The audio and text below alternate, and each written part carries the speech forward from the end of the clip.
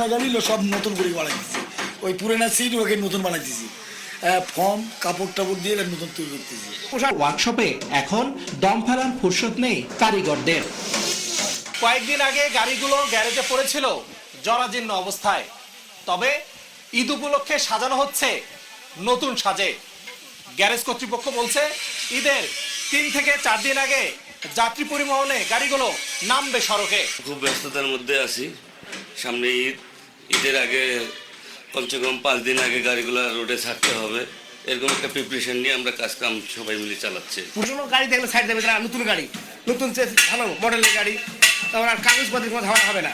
বছর জুড়ে কোনো রকমে চলাচল করা অথবা পড়ে থাকা বাসগুলো এভাবেই চেহারা পাল্টে নামানো হবে সড়ক মহাসড়কে। তবে দেখতে চকচকে হলেও অধিকাংশ বাসের ফিটনেস না থাকায় যাত্রীদের প্রায়ই পড়তে হচ্ছে চরম দুর্ভোগে। গাড়িটা একটু রংপুরে এসে সমস্যা হয়েছে, আমরা কাজ করতেছি, আমাদের যে ব্রেক শু ভেঙে গেছে চাক্কা।